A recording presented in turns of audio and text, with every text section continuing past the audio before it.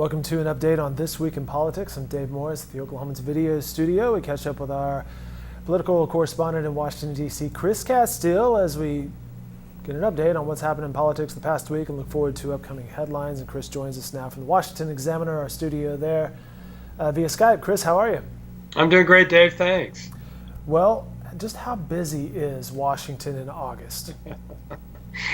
It is not busy at all, Dave. Thanks for asking. This town just absolutely empties out in August. I mean, in fact, this town's been empty since the convention, since before the conventions in July. It's just before we went on, I was reading you the White House pool report, which was actually from Martha's Vineyard in Massachusetts. POTUS, President of the United States, is golfing with Larry David, Robert Wolf, and Jonathan Levine, according to the White House. So that probably sums up what a lot of members of Congress are doing too, except maybe not with Larry David. Although I did notice that Oklahoma Congressman Frank Lucas is holding a town hall meeting today. So, some of them are out there working, but for the most part, Washington itself is absolutely dead as disco. There's a new one I just heard recently. That's pretty good. I thought it was too. Now, what do you suppose that conversation is like on the golf course? What do you think they're talking about? I mean, it can't possibly about any. I'm sure there's a lot of Trump, and maybe Larry David's doing his Bernie Sanders impersonation, and they're yucking it up out there. But I swear, for the past week or more, every pool report. That's a small group of reporters that follow the president anywhere he goes. The pool. Every pool report has been about the president going golfing. So, but Washington in August, it just. And there's nothing going on here. Maybe there's, some bills that are kind of in the final stages. The staff people are working on, but probably not too hard. Congress isn't coming back until the day after Labor Day, and then they'll be here for about 3 weeks, and then they leave for all of October to campaign again. So, all the down ballot campaigning. Now, before we leave the president on the golf course, how is his golf game? I'm assuming it's probably decent for not playing all the time. It's one of the best, the most tightly held secrets in this town, and that's saying something. I mean, I have no idea what his handicap is, and they never. And he golfs a lot when he's here too. I mean, that's kind of his weekend thing, even when he's here. But almost nobody talks about, how good Obama is on the golf course. He never lets the pool take pictures of him. There was one recently, I think, even in the past couple weeks or days, there was a picture of him on the golf course. But 99% of the time, the pool never gets close to him on the links. I wouldn't let anybody take pictures of me playing golf either in my horrible game and swing. Now, speaking of Donald Trump, what's the word in Washington about the reorganization of his camp? Yeah, I've just heard all kinds of different things about it. I'm not a reader of Breitbart, so that anything that they say about this guy would be absolute news to me. This guy that they brought in to basically run his campaign. He's never run a campaign before. Has been at a right-wing online publication, I guess, for the last few years, and I just don't read it. Can't make a judgment about it now. The pollster Kellyanne Fitzpatrick, is that right? I think everybody in the establishment knows her. She's been here for a long time. I've been seeing her as a talking head for many years, and I know I met her one time. I think she was polling an Oklahoma race, or she was involved in some Oklahoma race many years ago that I remember talking to her about, and she absolutely knows what she's doing, and she's brought in to keep him focused on Hillary Clinton, keeping him focused for the next 80-something days, I think is her main task. And I think establishment Washington is really happy about her coming in, and ambivalent to negative about the Breitbart news guy. You're right. Kelly Fitzpatrick, media fellow at the Hoover Institute, is part of her and president of the polling company there in Washington, D.C. Moving ahead, this Tuesday we have runoff elections in Oklahoma City, and you have a story coming up this weekend looking at District 5 and the congressional side of things. That's a runoff between Tom Guild and Al McCaffrey. It is, and it's a rematch.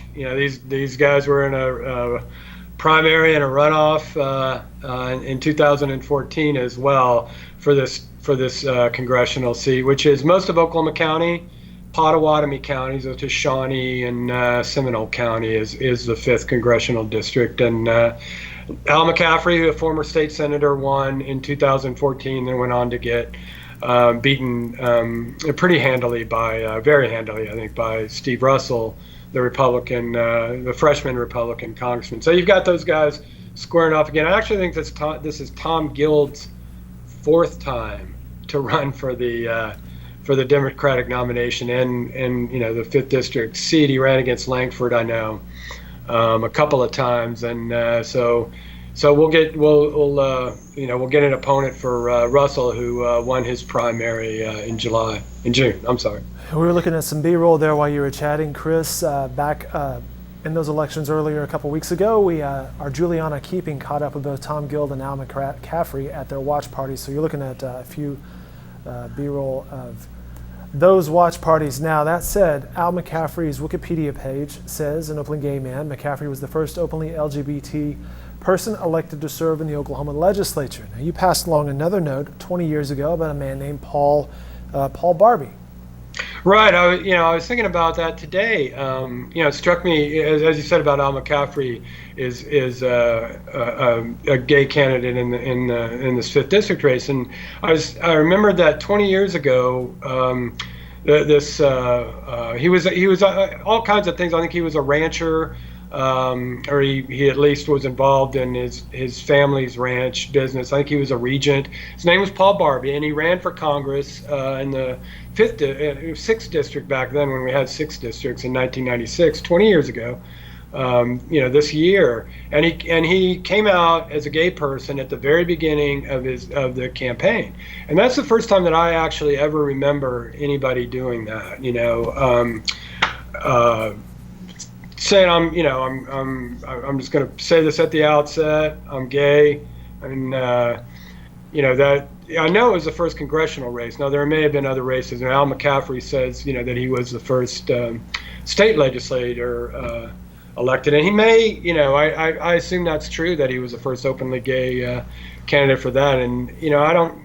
You and I were talking. I'm not sure who had ever been the first openly gay political candidate in Oklahoma. I know Paul Barbie was the first that I was ever aware of, and that was in this 1996 congressional race against Frank Lucas, the Republican. Paul Barbie was a Democrat. Looking at a clip from your story 20 years ago, you wrote, "They're just not going to vote for him. They said they considered if he wasn't gay, but he is, so they're not." So the question might be whether a gay candidate is automatically an underdog still? That's a good question. I mean, that story, I actually went to a diner in Woodward, Oklahoma, which is where Paul Barbie was from, and it's part of that western district where he ran for Congress, mostly kind of farm country. Back then, the way the district was, still is really, but back then the 6th district was farm country, had still water, and so he ran in this district where he, I think, spent most of his life, and these people were really amazingly upfront about how they could not vote for him because of that. They're quoted in that story. I think somebody told me we're prejudiced. And I think that 20 years since then, since I talked to those people in Woodward at that diner, that it may not be true anymore. At least not true on that scale. I don't think that I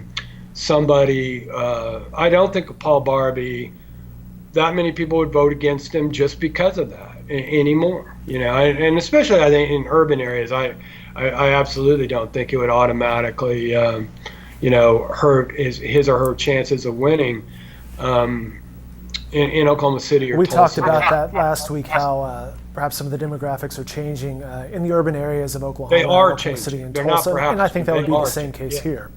Right. And in fact, there was a gay corporation commissioner, Jim Roth, who's an attorney from Oklahoma City, and he was appointed to the seat by Brad Henry after somebody left, and I can't remember all the circumstances of that.